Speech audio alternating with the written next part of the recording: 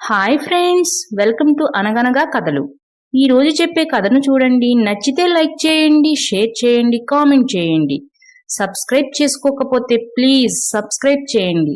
అలాగే నోటిఫికేషన్ కోసం పక్కనే ఉన్న బెల్ ఐకాన్ ప్రెస్ చేయండి. ఇక కథలోకి వెళదాం. అనగనగా ఒక గ్రామంలో పిచ్చయ్య, పిచ్చమ్మ అనే దంపతులు ఉన్నారు. వారు డబ్బు బాగానే సంపాదించారు. పిల్లలు లేరు. కానీ పిసినారిగా ఉండేవారు. బంధువుల ఇంటికి వెళ్ళేవారు కాదు. ఏ బంధువుని ఇంటికి పిలిచేవారు కాదు. అలాంటి పిచ్చయ్య గ్రామంలో జాతర మొదలయ్యింది. అమ్మవారి జాతర 10 సంవత్సరాలకు ఒక్కసారే జరుగుతుంది. అది కూడా 10 రోజులు జరుగుతుంది. అలాంటి సమయంలో ఊళ్ళో వారందరూ వారి బంధువులను పిలిచి ఎంతో సంబరంగా చేసుకునేవారు ఆ జాతరని. కానీ పిచ్చయ్య వాళ్ళు మాత్రం ఏ బంధువుని పిలిచేవారు కాదు. అయితే ఈసారి కొడుకు కోడలు వరసయ్యే మంగయ్య, మంగమ్మ జాతరకు వస్తున్నట్లు కబురు పంపారు ముందుగానే. ఏమే, ఆ మంగమ్మ వాళ్ళు జాతరకు వస్తున్నారంటే వాళ్ళు వచ్చారంటే ఒక పట్టాన వెళ్ళే రకమే కాదు. 10 రోజులు ఇక్కడే ఉండి జాతరంతా చూసి అప్పుడు వెళతారే అంటే మనకెంత ఖర్చు అవుతుందో.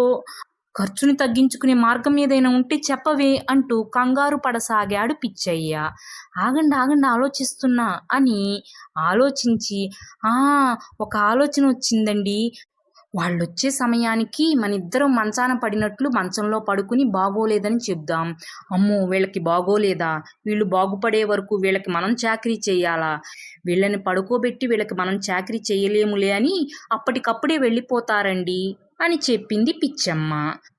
నువ్వు చెప్పింది బాగుంది, అలాగే చేద్దాం అని వాళ్ళొచ్చే సమయానికి బాగోనట్లుగా మంచాన పడ్డారు పిచ్చయ్య, పిచ్చమ్మ. పిన్ని, బాబాయ్ ఏం చేస్తున్నారు అనుకుంటూ లోపలికి వచ్చి మంచాన పడ్డ పిచ్చయ్య, పిచ్చమ్మను చూసి, ఏమండి, మా పిన్ని బాబాయ్కి అసలు బాగున్నట్టే లేదు. మూసిన కన్ను తెరవను కూడా తెరవడం లేదు. మీరు ఇప్పుడే బయలుదేరి వెళ్ళి రేపటికల్లా మన బంధువులందరినీ తీసుకురండి. మనమందరము ఇక్కడే ఉండి మా పిన్ని బాబాయిని బ్రతికించుకుందామండి అంది మంగమ్మ. వెంటనే మంగయ్య ఊరు బయలుదేరి వెళ్ళి మరుసటి రోజు కల్లా బంధువులందరినీ తీసుకుని వచ్చాడు.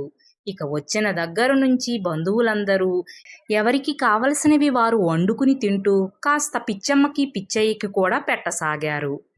ఏమే మంగమ్మ, సరుకులన్నీ అయిపోయినాయి, ఇప్పుడేం చెయ్యాలి అని ఒక బంధువు వచ్చి అడిగింది.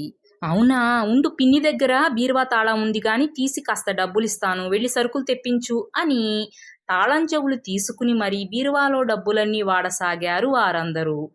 ఇక ఎవ్వరూ లేని సమయం చూసి పిచ్చయ్య లేచి, ఏమే, ఇలా వదిలేస్తే మన ఇల్లు గుల్ల చేసేలాగా ఉన్నారే, ఇక మనం నటించొద్దు, ఆరోగ్యం కుదుట పడిందని చెప్దాం, అప్పుడైనా వెళ్ళిపోతారేమో అన్నాడు పిచ్చయ్య.